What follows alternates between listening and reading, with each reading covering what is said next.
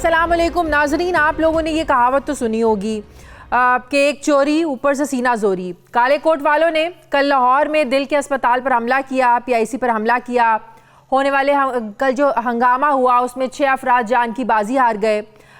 ہسپتال کو 7 کروڑ روپے کا نقصان ہوا، 2 گاڑیاں مکمل طور پر تباہ ہوئیں، ڈاکٹرز، نرسز، صحافیوں اور حکومتی عہدیداروں پر تشدد کیا گیا۔ اور آج انہی وکلاء نے ڈھٹائی کے ساتھ پنجاب سمیت ملک کے مختلف شہروں میں اپنے شرپسند ساتھیوں کی گرفتاری کے خلاف پھر ہڑتال بھی کی، جس سے آج ملک بھر کا عدالتی نظام بھی مفلوج رہا۔ مختلف شہروں میں سائلین خوار ہوتے رہے، لیکن وکلاء نے اپنی ہڑتال جاری رکھی اور تب تک جاری رکھنے کا اعلان کیا ہے کہ جب تک گرفتار جو وکلاء ہیں ان کو رہا نہیں کر دیا جاتا۔ سوال یہ ہے کہ کیا وکلاء کا رویہ ریاست کو بلیک میل کرنے کے مترادف نہیں ہے؟ کب تک یہ حکومتیں جو ہیں یہ ان کالے کوٹ والوں کے ہاتھوں ایسے بلیک میل ہوتی رہیں گی؟ کل ہم جانتے ہیں جو پھر خبر آئی کہ جو کل جو کچھ بھی ہوا اس میں وزیراعظم عمران خان کے بھانجے حسان خان نیازی بھی شامل تھے، لیکن ان کو شامل تفتیش نہیں کیا گیا۔ یہ بھی ایک بہت بڑا سوالیہ نشان ہے انصاف کے نظام پر۔ جہاں ایک طرف پنجاب میں عدالتی نظام بن رہا، وہیں دوسری جانب ینگ ڈاکٹرز کی جانب سے او پی ڈیز میں آپریشنل سرگرمیاں بھی معطل رہیں، جبکہ آج اسلام آباد ہائی کورٹ بار ایسوسی ایشن کے سیکریٹری عمیر بلوچ نے میڈیا کو یہ دھمکی دی ہے کہ اگر انہوں نے وکلاء کا یہ موقف نہ دکھایا تو عدالتوں میں میڈیا کے داخلے پر پابندی لگا دیں گے۔ سوال یہ ہے کہ قانون جاننے والا وکلاء طبقہ اتنا ہی طاقتور اور مضبوط ہو گیا ہے کہ ہر کسی کو اس ملک میں یرغمال بنانے اور اس پر پابندیاں لگانے اور تشدد کرنے کو اپنا حق سمجھتا ہے؟ جبکہ آج تحریک انصاف کی کور کمیٹی کا اجلاس ہوا جس میں کل ہونے والے واقعے کی مذمت کی گئی، لیکن سوال یہ ہے کہ آخر مذمتیں کب تک یہ کی جاتی رہیں گی؟ ان کے خلاف کبھی کوئی ٹھوس ایکشن کیوں نہیں لیا گیا؟ سب سے پہلے میں بات کروں گی سینئر تجزیہ کار مظہر عباس صاحب نے مجھے جوائن کیا۔ السلام علیکم، بہت بہت شکریہ مظہر عباس صاحب۔ مظہر عباس صاحب، یقیناً ہر ذی شعور انسان جو ہے وہ کل ہونے والے حملے کی مذمت کر رہا ہے، جو ان کا رویہ تھا وکلاء کا ہر کوئی مذمت کر رہا ہے، لیکن اس سے زیادہ افسوس آج مجھے ہو رہا ہے جو وزیراعظم صاحب کا جو ایک بیان آتا ہے۔ وزیراعظم صاحب فرماتے ہیں کہ پنجاب حکومت کی حکمت عملی کی وجہ سے پی آئی سی کے واقعے میں زیادہ نقصان نہیں ہوا، زیادہ نقصان سے بچ گئے۔ اب مجھے سمجھ نہیں آ رہی وزیراعظم کے زیادہ نقصان سے کیا مراد ہے؟ کیا نقصان اور ہونا تھا مظہر عباس صاحب؟ 6 لوگ مر گئے، صحافی کوئی بچ نہیں سکا، صحافیوں پر تشدد ہوا، ڈاکٹرز پر تشدد ہوا، مریض مر گئے، ان کے لواحقین تشدد کا نشانہ بنے۔ یہ حکمت عملی تھی؟ اگر اچھی حکمت عملی تو یہ سب کچھ ہوتا، اگر ان کی اچھی حکمت عملی ہوتی مظہر عباس صاحب؟ اب تو لگتا ہے کہ وزیراعظم صاحب کھلے عام صفائیاں دینے لگے ہیں بزدار صاحب کی۔ شکریہ شادیہ۔ دیکھیے، پہلے تو حکمت عملی کوئی بھی نہیں تھی، حکومت کی تو بالکل بھی نہیں تھی، انتظامیہ کہیں نظر نہیں آ رہی تھی۔ وہ کہاں سے لاہور ہائی کورٹ سے نکلتے ہیں اور پھر وہاں تک پہنچتے ہیں، بیچ میں مال روڈ بھی ہے، انٹیلیجنس کیا تھی، انٹیلیجنس رپورٹس کیا تھیں، تو گورنمنٹ اور انتظامیہ کو تو کمپلیٹ فیلئر نظر آتا ہے۔ لیکن اصل چیز یہ نہیں ہے، اصل چیز یہ ہے کہ جو لائرز نے کیا، اور ابھی آپ نے عمیر بلوچ صاحب کا یہ بتایا کہ انہوں نے کہا جی میڈیا کو داخل نہیں ہونے دیں گے۔ بسم اللہ کریں، ایسا کریں کہ آپ طے کر لیں بار ایسوسی ایشنز کے میڈیا کو عدالتوں کی کوریج نہیں کرنے دیں گے، ہم نہیں کریں گے کوریج، ہم باہر بیٹھ جائیں گے، کوئی مسئلہ نہیں ہے۔ آپ پھر یہ بھی بھول جائیں کہ لائرز ایسوسی ایشن کے کوئی لوگ پھر میڈیا کی ٹاک شوز میں آئیں گے، یہ بھول جائیں کہ جو پرومیننٹ لائرز کو جن کو ہم بلاتے ہیں ان کو پھر ہم نہیں بلائیں گے۔ تو آپ اپنے طے کریں، پیسفلی آپ بھی کریں، ہم بھی کر لیتے ہیں، ایسا کریں، پروٹیسٹ کر لیں، بسم اللہ کریں، ہمیں کوئی اعتراض نہیں ہے۔ دوسری بات یہ کہ دیکھیے لائرز کو یہ سوچنا پڑے گا، بار ایسوسی ایشنز کو یہ سوچنا پڑے گا، سپریم کورٹ بار ایسوسی ایشن اور پاکستان بار کونسل کو یہ سوچنا پڑے گا، اس عمل سے جمہوریت کو نقصان ہو رہا ہے، جمہوریت بدنام ہو رہی ہے، جمہوری ادارے بدنام ہو رہے ہیں۔ یہ جو کالے کوٹ پہن کر قانون کی دھجیاں اڑائی گئی ہیں، اور یہ ایک انتہائی شرمناک واقعہ ہے، اس کو کوئی کنڈون نہیں کر سکتا۔ اب پرائم منسٹر کس کو بچاتے ہیں کس کو نہیں بچاتے، پنجاب حکومت کسے پکڑتی ہے کسے نہیں پکڑتی، یہ میٹر نہیں ہے۔ اصل میٹر یہ ہے کہ بار ایسوسی ایشنز نے ایک ایسے عمل کے خلاف ہڑتال کی ہے جس کی مذمت انہیں خود کرنی چاہیے تھی، جن لائرز کے خلاف انہیں خود کارروائی کرنی چاہیے تھی. دیکھیے جو سارے چینل دکھا رہے ہیں، اگر میں وہ بات مان بھی لوں کہ وہ ڈاکٹر نے اپنی اس کی جو ویڈیو کلپ ہے اس میں وہ کوئی شاعری کر رہا ہے، تو شاعری تو کوئی بری چیز نہیں ہوتی. شاعری کا جواب تو شاعری ہوتی ہے. لیکن وہ کہتے ہیں ہم نے اس پر بھی معافی دی. کوئی غزل پرسوں رات معاملات سلجھ گئے تھے، صلح ہو گئی تھی.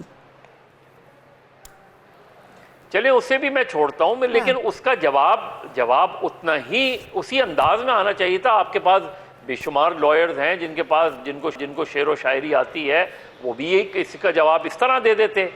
لیکن یہ جو ہوا، یہ تو بالکل ایسا لگا جس طرح ہم یونیورسٹی کالجز میں ایک زمانے میں دیکھتے تھے، جس طرح گروپس اٹیک کرتے تھے. آپ نے کسی ایک آدمی نے، جب وہ وہاں سے نکل رہے تھے، کوئی چند لوگ ایسے نہیں تھے لائرز میں جو یہ کہتے یار یہ ہم کیا کرنے جا رہے ہیں. ہماری کسی ڈاکٹر سے اگر دشمنی ہے بھی، کسی ڈاکٹر سے جھگڑا ہے بھی، تو ہم پیشنٹس کیوں سفر کریں.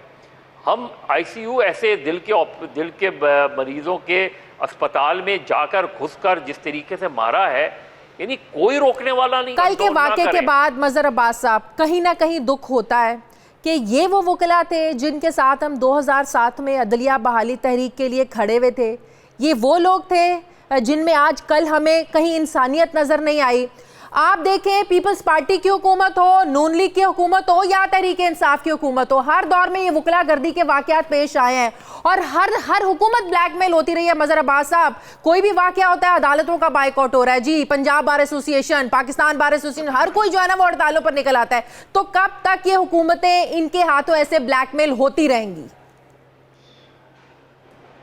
حکومت کے بلیک میل ہونے سے زیادہ افسوسناک ہے کہ مجھے بینچ کا جو رویہ ہے، ججز اعلیٰ عدلیہ کا جو رویہ ہے، وہ اس سے زیادہ افسوسناک مجھے نظر آ رہا ہے. یعنی ان کے اپنے سیشن ججز پٹے ہیں، سیشن ججز کی عدالتوں میں جا کے بینچز ان کی ٹیبلز اکھاڑ دی گئی ہیں، ان کو مارا گیا ہے. جب اس پر اعلیٰ عدلیہ نے کوئی ایکشن نہیں لیا تو ان پہ کیسے ایکشن لے گی؟ تو مجھے سب سے زیادہ افسوسناک پہلو یہ ہے اس کا. اس سے پہلے افتخار چودھری صاحب، پھر ثاقب نثار صاحب، یہ ان چیزوں کو کنڈون کرتے چلے گئے. انہوں نے ان واقعات کو کنڈیم کرنے کے بجائے ان لائرز کو جو اس میں ملوث تھے ان کو تحفظ دیا.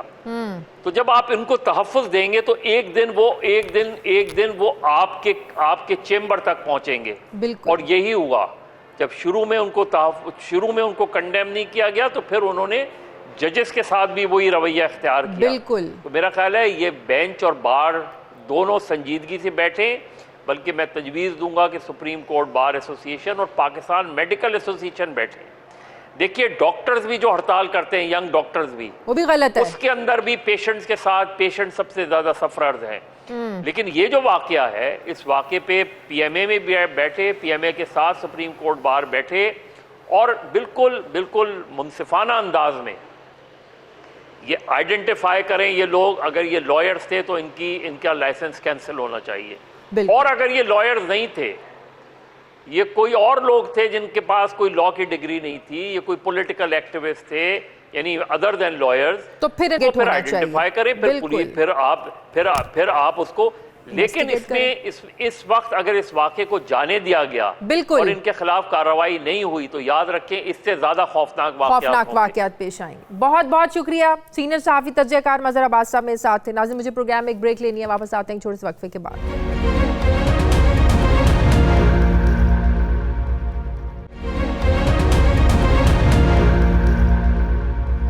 ناظرین مجھے جوائن کیا ہے وزیر صحت پنجاب ڈاکٹر یاسمین راشد صاحبہ نے. السلام علیکم، بہت بہت شکریہ ڈاکٹر صاحب آپ کا. ڈاکٹر صاحب ایک تو کل کا افسوسناک واقعہ، اور پھر افسوس اب اس بات پر بھی ہو رہا ہے کہ کل کے واقعے کے بعد اب ڈاکٹرز کام نہیں کر رہے ہیں. آپ آج صبح ہاسپٹل بھی گئیں، ہسپتال انتظامیہ اور سینئر ڈاکٹرز کے ساتھ آپ کی میٹنگ ہوئی، آپ نے کہا کہ آپ لوگ کام کریں، لیکن انہوں نے آپ کا مطالبہ ماننے کے بجائے الٹا اپنے مطالبات رکھ دیے کہ جو ہے سیکیورٹی کا مؤثر نظام ان کو دیں اور جو وکلا ہیں ان کو تمام جو وکلا ملوث ہیں ان کی گرفتاری جو ہے وہ عمل میں لائی جائے. لیکن مجھے سمجھ نہیں آ رہی, آپ خود ایک ڈاکٹر ہیں ڈاکٹر صاحبہ, یہ جو ڈاکٹرز ہیں اس بات کو سمجھنے سے کیوں قاصر ہیں کہ ان کا یہ پیشہ اجازت نہیں دیتا کہ یہ ہڑتالوں پر جائیں اور مریض اس طریقے سے خوار ہوتے رہیں؟ قانونی کارروائی بالکل جائز ہے, ہونی چاہیے جن جو کل کے واقعے میں ملوث ہے, لیکن یہ تو کوئی طریقہ نہیں ہے. ان مریضوں کا کیا قصور ہے؟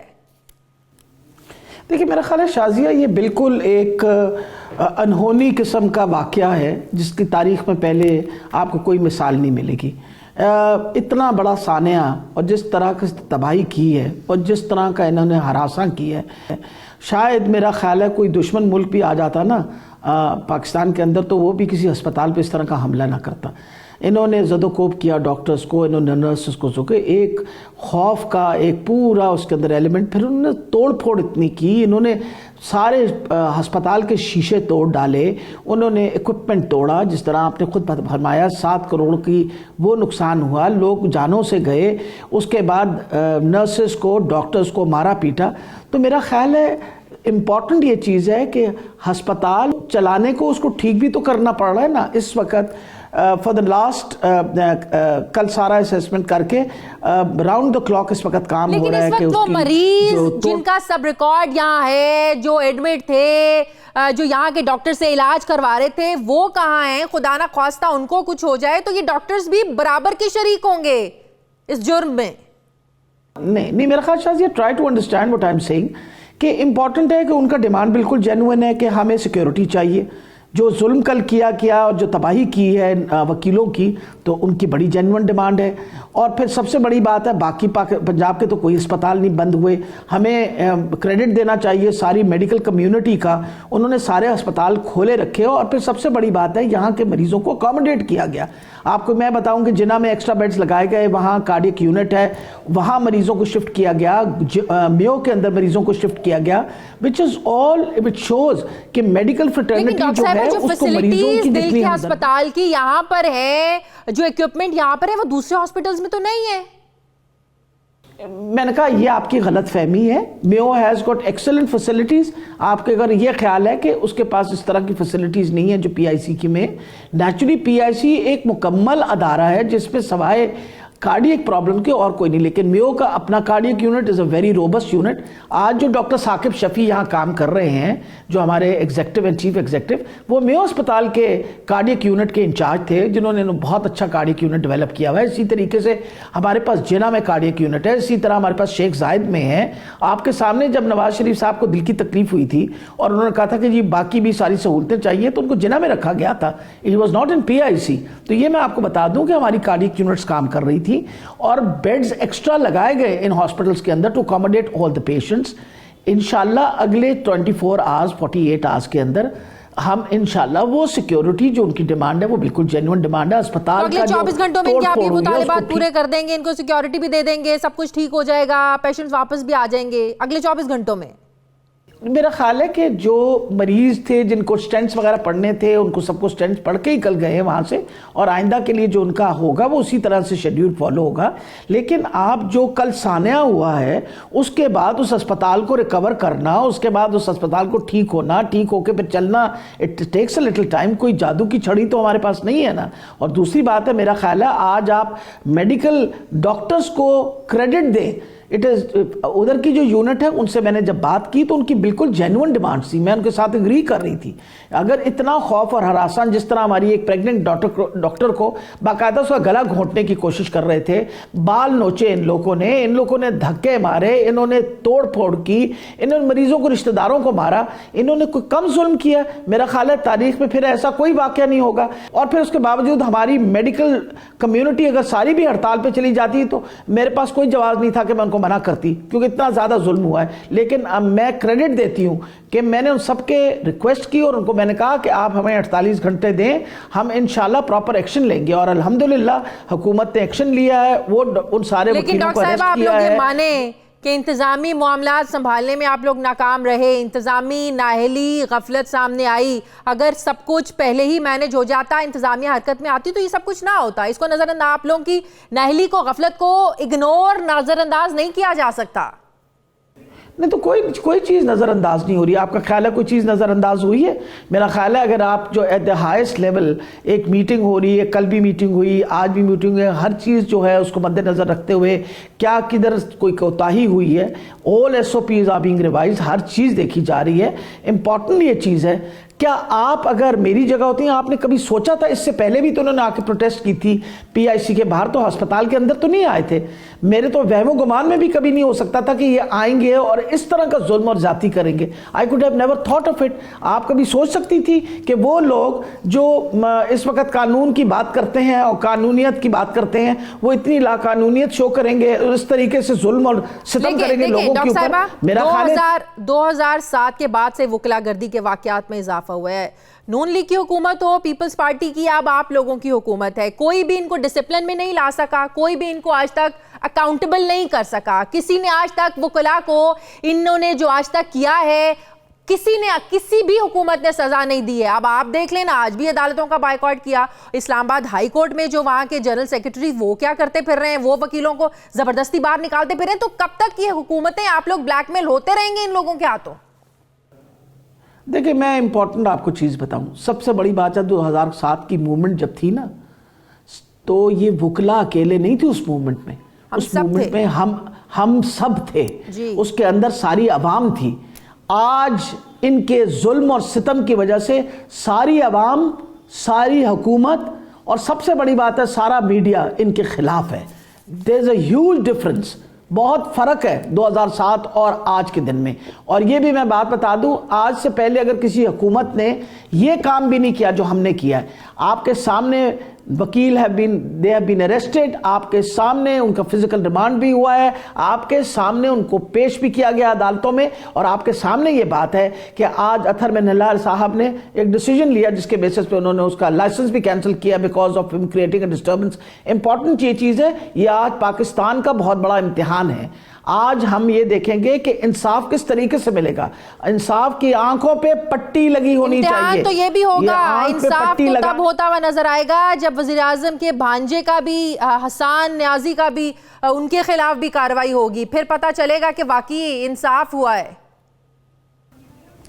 جی بالکل, ہم اس بات پہ یقین کرتے ہیں, اور یہی وجہ ہے کہ اگر ان کا بھانجا ہے he is also behind bars like any other وکیل, تو میرا خیال ہے امپورٹنٹ یہ چیز ہے کہ میں آپ کو بات بتاؤں, یہ جو وکیل ہیں ان کے جو شرپسند عناصر تھا, انہوں نے یہ زیادتیاں کی. I'm 100% sure کہ جب چلے ہوں گے کوئی وکیل اس طرح, مطلب میرا دل تو اس بات پہ یقین کرنے کو نہیں تیار کہ یہ سارے وکیل جو ہیں اسی طرح سوچتے ہوں گے. آج وکیل شرمندہ ہیں. میں صبح اپنے وکیل سے بات کر رہی تھی, میں نے کہا آپ کا کیا خیال ہے اس بارے میں, کہ اس نے آگے سے جواب دیا کہ سوائے شرمندگی کے میرے پاس اور کوئی لفظ نہیں ہے. دس از آپ کے سامنے اعتزاز احسن صاحب نے کیا فرمایا, آپ کے سامنے علی ظفر نے کیا کہا. انہوں نے کہا we are embarrassed, we are ashamed, ہماری نظریں جو ہیں وہ نیچی ہوئی نہیں ہیں. بہت بہت شکریہ ڈاکٹر یاسمین راشد صاحبہ ہمیں ساتھ تھیں.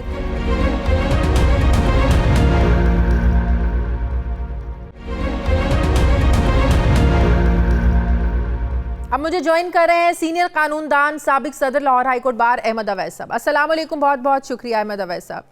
احمد اویس صاحب, بہت باشعور وکلا, بہت سے سینئر وکلا ایسے بھی ہیں جو اعتزاز احسن صاحب جیسے جو کہہ رہے ہیں کہ کل کے واقعے کی وجہ سے ان کا سر شرم سے جھک گیا ہے, شرمندگی ہو رہی ہے کہ اس پیشے کے ساتھ یہ جو وکلا ہیں کل انہوں نے کیا ہے. اور اس کے بعد آپ ڈھٹائی کی حد دیکھیے احمد اویس صاحب, کہ آج عدالتوں میں کام نہیں ہو رہا ہے, عدالتوں کا بائیکاٹ کیا ہے, الٹا جو وکیل کام کر رہے ہیں ان کو زبردستی چیمبر سے باہر نکال رہے ہیں, عدالتوں سے باہر نکال رہے ہیں. یہ وکلا اپنے پیشے کے ساتھ آپ کو نہیں لگتا خود زیادتی کر رہے ہیں, خود گالی دے رہے ہیں اپنے پیشے کو؟ بسم اللہ الرحمن الرحیم. آپ نے بڑا اچھا سوال کیا ہے, اور پہلی بات تو اس تمام ڈسکشن کے شروع ہونے سے پہلے میں یہ کہنا چاہوں گا کہ کل کا جو واقعہ ہوا ہے, it was such an embarrassing, اتنی امبیرسنگ پوزیشن میں اپنے آپ کو محسوس کرتا ہوں, اور انسلٹنگ بھی ایٹ دی سیم ٹائم, کہ یہ توقع نہیں کی جا سکتی تھی کہ کسی طرح سے بھی اس میں ڈائریکٹلی انڈائریکٹلی کتنی انوالومنٹ ہے, تھوڑی ہے, زیادہ ہے, لیکن کسی بھی اعتبار سے یہ جلوس بن کے جانا اور وہاں پہ حملہ آور ہونا, اس میں کتنے وکلا تھے، کتنے اور لوگ تھے، وہ باتیں سب بات کی ہیں، انویسٹیگیشن کی ہیں، لیکن اس کو جسٹیفائی نہیں کیا جا سکتا کسی بھی. کیونکہ اگر ایک ڈاکٹر نے اگر ایسی کوئی ویڈیو جو ہے وہ ریلیز کی بھی ہے تو قانون جو اجازت دیتا ہے ہمیں وہ کام کرنا چاہیے تھا کہ اس کے خلاف کارروائی کرتے، اس کو ہم اس کو سسپینڈ کرواتے، اس کو ڈسمس کرواتے، اس کے خلاف کیس رجسٹر کرواتے، اس کو کریمنل ٹرائل میں لے جاتے، اس کے خلاف ڈیمیجز کا دعویٰ کرتے. بہت ساری ریمیڈیز ہیں. احمد اویس صاحب آپ تو ان لوگوں میں رہتے ہیں نا، ذرا سائیکی بتا دیں، ذرا ان کی آج تھنکنگ سمجھا دیں. کبھی ججز پر حملہ آور ہو جاتے ہیں، کبھی سائلین پر حملہ آور ہو جاتے ہیں، کبھی یہ جس طریقے سے کل اس طرح کا واقعہ پیش آیا وہ، کبھی کسی پولیس وارڈن کے ساتھ ہم دیکھتے ہیں کوئی وکیل بدتمیزی کر رہا ہے. یہ طبقہ آخر اپنے آپ کو سمجھتا کیا ہے؟ کیا یہ قانون سے بالاتر ہے؟ یہ کسی کے سامنے جواب دہ نہیں ہے؟ پھر ہمیں افسوس ہوتا ہے حکومتوں پر، کوئی ان کو سزا نہیں دے سکتا ہے. سزا دینے کی ٹرائل کی بات کریں، آپ دیکھیں نا کل جتنوں کو گرفتار کیا، آج سب نے ہڑتال کا اعلان کر دیا. اب یہ لوگ اس طریقے سے بلیک میل کریں گے کہ جب تک آپ ان گرفتار وکیلوں کو رہا نہیں کریں گے ہم عدالتوں میں کام نہیں کریں گے. یہ کیا رویہ ہے؟ دیکھیے بات یہ ہے کہ تمام پاکستان کے اندر اصل میں ہمارا ایک مائنڈ سیٹ جو ہے وہ رول آف لا کی طرف وہ سیٹ نہیں ہو سکا. کسی حکومت نے اس کی طرف توجہ نہیں دی، بلکہ ہر حکومت نے جو رول آف لا کو سبسٹیچیوٹ کر دیا رول آف اتھارٹی سے، کہ جو ہم کہہ رہے ہیں وہی ٹھیک ہے، وہی قانون ہے. یہ ایک بادشاہتی نظام جو ہے ہمارے ذہنوں میں ایسا چھا گیا، اور اس کے لیے ہر حکومت کے کارندوں نے، اور جب وہ حکومت سے الگ ہوئے تو انہوں نے مختلف طریقوں سے وکلا کو استعمال کیا دونوں طرف سے اس کام کے لیے، جس کی وجہ سے بہت حد تک یہ نقصان پہنچا اس کو.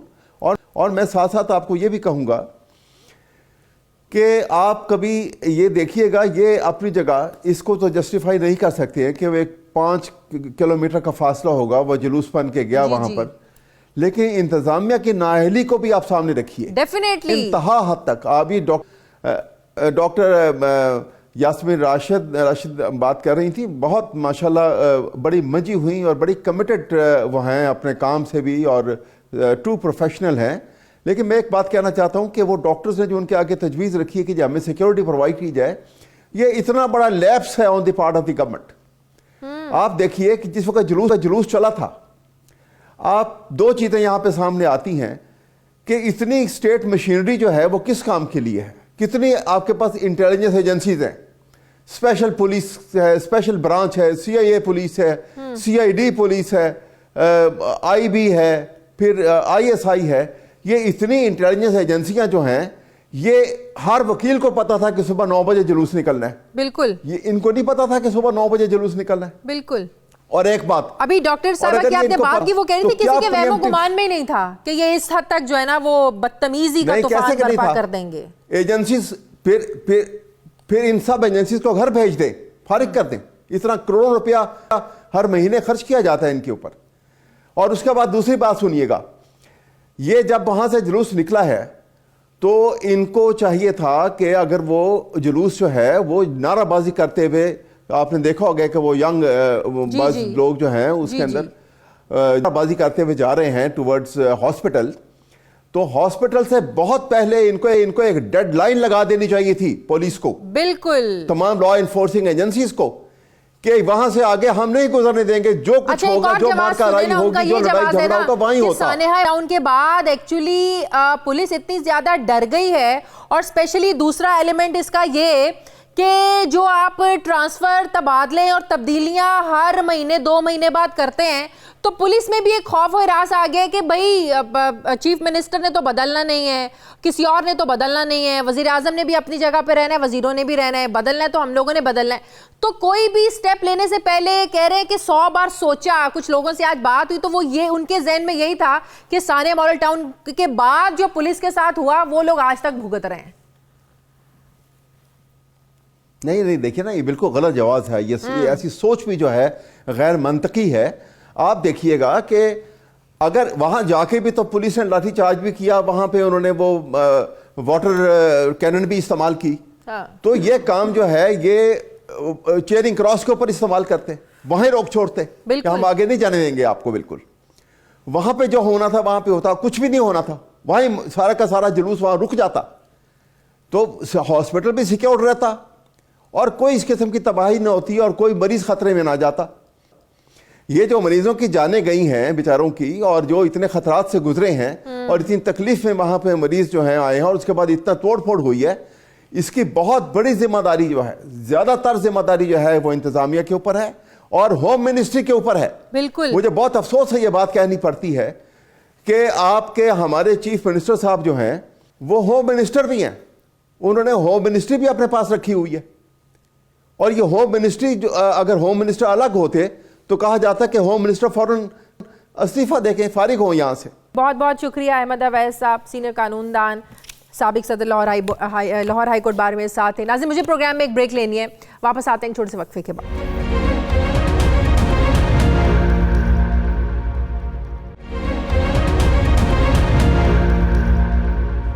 ناظرین, تحریک انصاف احتساب کا نعرہ لگا کر اقتدار میں آئی تھی, لیکن احتساب کے طریقہ کار پر سوالات اٹھ رہے ہیں. حتیٰ کہ حکومت نے نیب کے اختیارات کو محدود کرنے کے لیے 31 نکاتی مسودہ بھی تیار کر لیا ہے, جس کا مطلب تو یہ ہوا کہ حکومت بھی یہ سمجھتی ہے کہ شاید نیب کا طریقہ کار, جو احتساب کا طریقہ کار ہے, یہ درست نہیں ہے.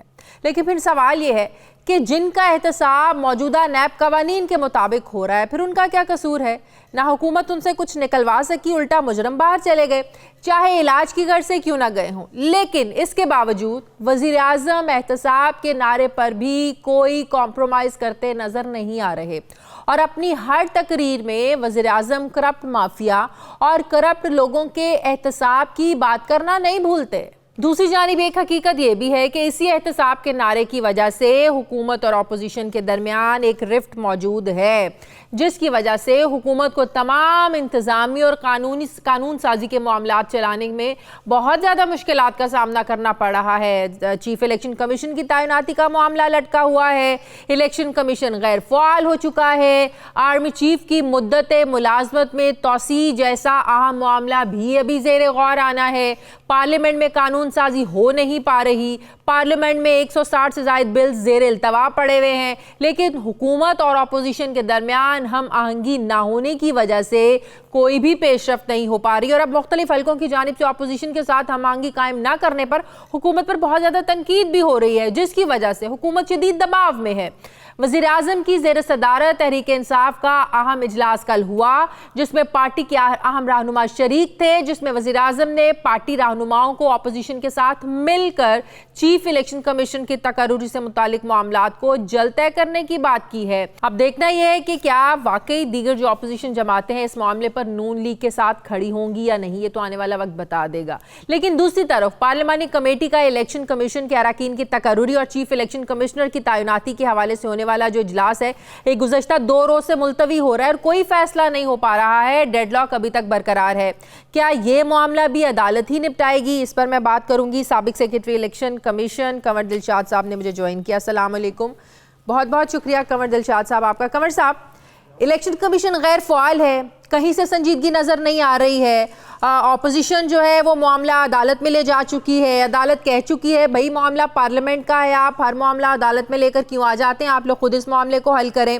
اب جبکہ آئین میں ایک چیز واضح ہے, لکھی ہے کہ اس طرح کی تقرریاں چیف الیکشن کمیشن کی تقرری کرنی ہے, آپ نے 2 اراکین کی تقرری کرنی ہے, وہ 45 دن کے اندر اندر کرنا لازمی ہے.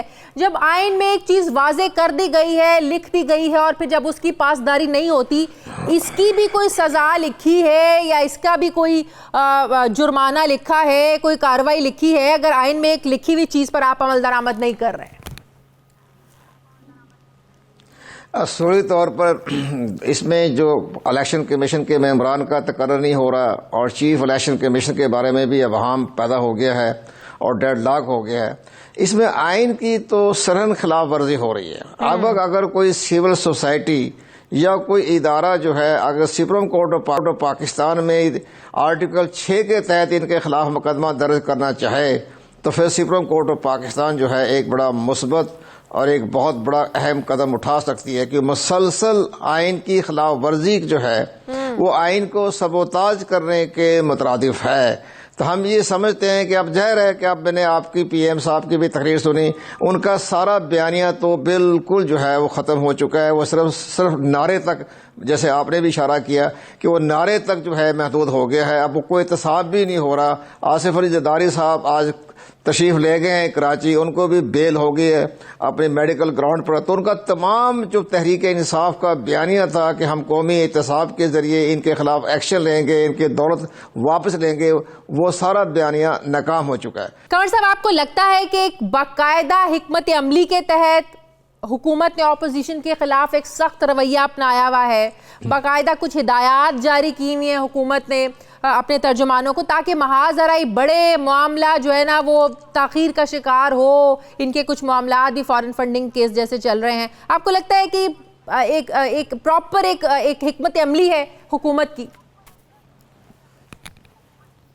یہ بڑی جامع حکمت عملی ہے، اس میں یہ ہو رہا ہے کہ جب مہنگائی جس طرح انداز سے چڑھ رہی ہے، بے روزگاری ہے، ملک میں انتشار ہے، خلفشار ہے، لوگ بے یقینی کا شکار ہیں، اس کی توجہ ہٹانے کے لیے مختلف ہنگامہ آرائی بھی کی جا رہی ہے، اپوزیشن کے خلاف باتیں بھی کی جا رہی ہیں، اور اس لیے یہ تمام ایک باقاعدہ حکمت عملی کے تحت ہو رہا ہے تاکہ لوگوں کو توجہ جو ہے وہ تقسیم ہو جائے اور کسی اور معاملے میں ان کا جو ہے جو لوگوں کی توجہ مبذول ہو جائے۔ یہ باقاعدہ ایک سازش کے تحت تو نہیں کہہ سکتے، ایک حکمت عملی کے تحت ہو رہا ہے۔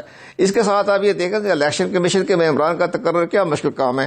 آپ ایک اور دیکھیں، آپ انہوں نے یہ کہا ہے کہ جی جیسے آپ سن رہے ہیں کہ 2 ممبر الیکشن کمیشن کے جو ہیں، جو ابھی جو سیٹیں خالی ہیں، وہ اپوزیشن آپ نے لے لیں، جو انہوں نے اپوزیشن نمائندے دیے ہیں، اور چیف الیکشن کمیشن کی جو سیٹ ہوئی ہے وہ گورنمنٹ جو ہے وہ اپنے کسی پسندیدہ بیوروکریٹ کو جو ہے وہ چیف الیکشن کمیشن لگا دے۔ اب یہ دیکھیں کہ الیکشن کمیشن جیسا ادارے پر بھی لین دین ہو رہی ہے، گیو اینڈ ٹیک، ایسا ادارہ غیر جاندار کیسے ہوگا؟ قمر صاحب، حکومت کہتی ہے کہ ذرا کنفیوژن ہے، ذرا دور، حکومت کہتی ہے کہ آئین کے آرٹیکل 243 میں ترمیم کی ضرورت نہیں ہے، آرمی ایکٹ میں ترمیم کرنی ہے۔ اگر تو صرف آرمی ایکٹ میں ترمیم کرنی ہے تو اس طرح تو کبھی بھی حکومت جو ہے وہ صدارتی آرڈیننس کا سہارا لے گی، اپنی خواہشات کے مطابق ترمیم کرے گی۔ تو کیا حکومت، آپ کو لگتا ہے کہ واقعی کوئی پلاننگ ہے، یہ چاہ رہی ہے حکومت، اس لیے کہہ رہے ہیں بھی ہمیں تو اپوزیشن کی بھی ضرورت نہیں، ہم تو صرف سمپل آرمی ایکٹ میں ترمیم کرنا چاہتے ہیں؟ اسی پر تو میں نے آج دنیا کا اخبار میں کالم لکھا ہے جو آپ کو میں نے بھجوایا تھا، وہ یہی تو ہے کہ آرٹیکل 243 میں ترمیم سے ہٹ کے یہ آرمی ایکٹ میں جو ہے وہ ترمیم کرنا چاہتی ہے تاکہ جس وقت چاہیں وہ آرمی چیف کو جو ہے وہ سبق دوش کر دیں ایک آرڈیننس کے ذریعے، ایک ایگزیکٹو آرڈر کے ذریعے۔ یہ باقاعدہ ایک سکیم ہے، لیکن چیف جسٹس آف پاکستان نے اس کو آرٹیکل 243 کے ساتھ اس کو منسلک کیا ہے۔ اگر یہ نہ ہو سکا تو سپریم کورٹ آف پاکستان اس کو وائڈ کر دے گی، کردم قرار دے دے گی جب ان کے پاس کیس جائے گا۔ یہ لازمی امر ہے آرٹیکل 243 کے ساتھ۔ تو اسی طرح ہم کہہ رہے ہیں کہ پرائم منسٹر جو نادان دوست ہیں وہ غلط ایڈوائز کر رہے ہیں پرائم منسٹر صاحب کو۔ ٹھیک ہے، بالکل۔ بہت بہت شکریہ سابق secretary election commission Qamar Dilshad صاحب میرے ساتھ ہیں۔ ناظرین، وزیراعظم عمران خان نے گزشتہ مہینے کے آخری ہفتے میں ہمارے ہی پروگرام کی خبر پر ایکشن لیا، اور ایکشن لیتے ہوئے گریڈ 21 سے گریڈ 22 کے لیے 20 سیٹوں پر ترقی کے لیے ہائی پاورڈ بورڈ کی صدارت کی تھی، جس میں گریڈ 22 کی 20 پوسٹوں پر مختلف سروسز گروپس کے افسران کی ترقی کے کیسز پر غور کیا گیا تھا، پھر ان پر فیصلے بھی کیے گئے تھے۔ ذرائع کے مطابق بورڈ میں ایسے افسران کی ترقی کے لیے سفارشات کی گئی ہیں جو ماضی میں مبینہ کرپشن، نااہلیت اور کمزور دیانتداری کی وجہ سے گریڈ 21 اور 22 کے لیے سپر سیڈ ہو چکے تھے، مطلب کہ وہ ان پوسٹوں کے لیے اہل نہیں تھے۔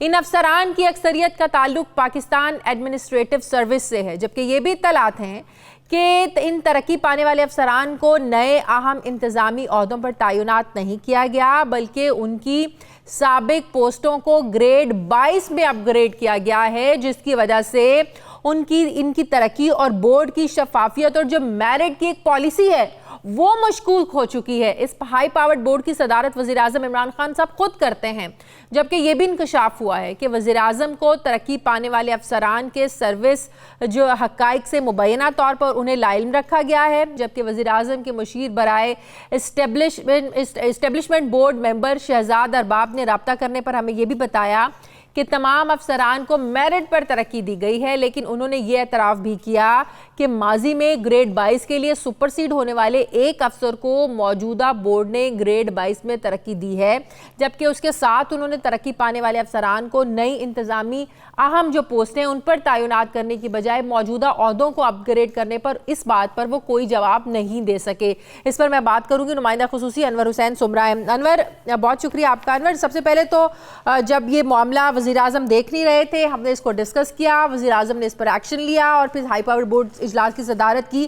اب جو یہ تعیناتیاں کر ہی دی ہیں، جو پوسٹیں خالی پڑی تھیں، تو ان لوگوں کو لگا دیا جو سپر سیڈ تھے، جو 2-3 مرتبہ انہوں نے اپلائی کیا، ان کو ترقیاں نہیں دی گئیں۔ اب اس بات کا وزیر اعظم کو پتہ نہیں چلا، چھپا کر رکھا ہوا ہے، معاملہ کیا ہے؟ جی دیکھیں شازیہ، بات یہ ہے جب تحریک انصاف کی حکومت قائم ہوئی تو عمران خان صاحب نے یہ اعلان کیا کہ ہائی پاورڈ بورڈ میں جو افسران کو ترقیاں دی جائیں گی وہ میرٹ پر دی جائیں گی، وہ ٹرانسپیرنٹ ہوں گی اور اہل افسروں کو ترقی دے کر اہم عہدوں پر لگایا جائے گا تاکہ عوام کی خدمت وزیر اعظم کے ویژن کے مطابق کی جا سکے۔ ہم نے جب یہ معاملہ اٹھایا تو وزیر اعظم پاکستان نے اس پر ایکشن لیا اور اس کا بورڈ کا انعقاد کیا گیا، لیکن صورتحال اس وقت مختلف ہوگی جب ہم نے تحقیق کی تو پتہ چلا کہ 5 ایسے افسران ہیں جو ماضی میں سابقہ جو کرپٹ حکومت تھی، جن کو وزیر اعظم عمران خان صاحب کرپٹ حکومت کہتے ہیں، انہوں نے ان 5 افسران کو مبینہ کرپشن اور نااہلیت کی وجہ سے سپر سیڈ کر دیا تھا، ان کو پروموشن کے حق سے دستبردار کر دیا تھا کہ وہ پروموٹ نہیں ہو سکتے کیونکہ ٹھیک ہے مجھے بتائیں یہ سفارشات کرتا کون ہے؟ کہ ایک بندہ اگر سپر سیڈ ہوا ہے اور دوبارہ کوئی سفارش کر رہا ہے کہ آپ اس کو نہیں گریڈ 22 میں اس کو ترقی دے دیں، یہ سفارشات کرتا کون ہے؟ بورڈ کے لوگ بھی اس میں شامل ہوتے ہیں؟ جی دیکھیں، بات یہ ہے کہ جو تمام بیوروکریٹس ہیں، جتنے بھی فیڈرل گورنمنٹ کے جو جتنے بھی کیڈر ہیں، ان کا تمام کا جو ریکارڈ ہے، سروس سٹرکچر ہے، سروس پروفائل ہے، ان کے کریڈینشلز ہیں اور ان کی جو شہرت کے جتنی بھی پین پکچر ہے، یہ اسٹیبلشمنٹ ڈویژن میں تیار کی جاتی ہے، وہاں پر ان کا تمام ریکارڈ رکھا جاتا ہے اور جو بھی سروس کے دوران انہوں نے ٹریننگ کی ہوتی ہے، ان کے خلاف انکوائریز کی ہوئی ہوتی ہیں، کرپشن کے الزامات ہوتے ہیں یا یہ کبھی معطل ہوئے ہوں یا ان کے خلاف کوئی بھی کسی قسم کی محکمانہ پروسیڈنگ ہو، اس کا ریکارڈ جو ہے اسٹیبلشمنٹ ڈویژن رکھتی ہے۔ وزیر اعظم پاکستان جو ہیں عمران خان، انہوں نے اپنے 2 مشیر رکھے ہوئے ہیں سول سروسز کے حوالے سے۔ ایک ڈاکٹر اشرت صاحب ہیں جو سول سروسز میں ریفارم کے لیے مشیر ہیں، دوسرے شہزاد صاحب ہیں جو اسٹیبلشمنٹ پر ان کے مشیر ہیں۔ جب وہاں پر یہ ان افسران کے ترقی کے کیسز جو تیار کیے گئے، ان میں کچھ حقائق کو مسخ کیا گیا اور کچھ کو چھپایا گیا، اور ذرائع کا یہ کہنا ہے کہ وزیر اعظم کے سامنے جو حقائق رکھے گئے ان میں وہ چیزیں نہیں رکھی گئیں جن میں ان افسران پر الزام تھا کہ ماضی میں یہ اس لیے سپر سیڈ ہوئے تھے کہ ان پر کرپشن کے الزامات تھے، اور دوسرا یہ نااہل تھے، یہ ڈیلیور نہیں کر پا رہے تھے، اس وجہ سے ان کو سپر سیڈ کیا گیا۔ لیکن اب جو ہے صادق اور امین جو حکمران ہیں پاکستان کے، انہوں نے سابقہ دور میں جو کرپشن کے الزامات پر سپر سیڈ افسران ہوئے تھے، جو گریڈ 22 کے لیے سپر سیڈ ہوئے تھے یا 21 کے لیے، ان کو پروموٹ بھی کر دیا ہے اور دوسری طرف ان کو اہم عہدوں پر تعینات نہیں کیا گیا۔ ہم انور امید ہیں کہ وزیر اعظم صاحب ایک بار پھر اس پر ایکشن لیں گے اور دیکھیں گے کہ جو 2-3 بار گریڈ 22 کے لیے سپر سیڈ ہو چکے ہیں، کیسے آپ ان کو گریڈ 21-22 میں ترقیاں دے سکتے ہیں، اور اس سے بڑھ کر جن لوگوں نے غلط ان لوگوں کی سفارشات کی، حقائق کو چھپایا اور وزیر اعظم کو بتایا، یقیناً پرائم منسٹر صاحب کو چاہیے کہ ان لوگوں کے خلاف بھی ایکشن لیں۔ بہت بہت شکریہ انور سمرہ آپ کا۔ ناظرین، یہ تھا ہمارا آج کا پروگرام، لیکن اس سے پہلے ہمارا آج کا ایڈیٹوریل۔ ناظرین، برطانیہ میں آج انتخابات ہو رہے ہیں، جہاں 650 نشستوں کے لیے 3322 امیدوار میدان میں اترے ہیں۔ لیبل پارٹی نے 33 مسلم امیدواروں کو ٹکٹس دیے ہیں، جبکہ کنزرویٹو پارٹی نے 22 مسلمانوں کو انتخابی میدان میں اتارا ہے۔ پولنگ کا آغاز پاکستانی وقت کے مطابق آج دوپہر 12 بجے شروع ہوا، جو رات 3 بجے تک جاری رہے گا۔ ان انتخابات میں برطانیہ کے 4.60 کروڑ ووٹرز انتخابات میں اپنا حق رائے دہی استعمال کریں گے، جبکہ حکومت بنانے کے لیے 326 ارکان کی تعداد درکار ہوگی۔ بریگزٹ کی وجہ سے برطانیہ میں دوسری بار قبل از وقت انتخابات ہو رہے ہیں، یہ بڑی ایک اہم بات ہے۔ یہ بھی یاد رہے کہ برطانیہ کے عوام نے 3 سال پہلے یورپی یونین سے علیحدگی کے حق میں ووٹ دیا تھا، جہاں بریگزٹ کے حق میں 52% ووٹ بھی پڑے تھے، لیکن تاحال اس حوالے سے ابھی کوئی بات واضح نہیں ہے، مستقبل واضح نہیں ہے، اور برطانیہ میں اب بھی اس پر بحث جاری ہے کہ بریگزٹ ہونا چاہیے نہیں ہونا چاہیے، لیکن اس میں سب سے زیادہ عوام کی رائے کو ہی ظاہر ہے مد نظر رکھا جائے گا۔ اب بحث تو ابھی بھی جاری ہے کہ کیا ہمیں اس کام کو سر انجام دینا چاہیے یا نہیں، اور اگر کرنا ہے تو اس کو کیسے کیا جائے۔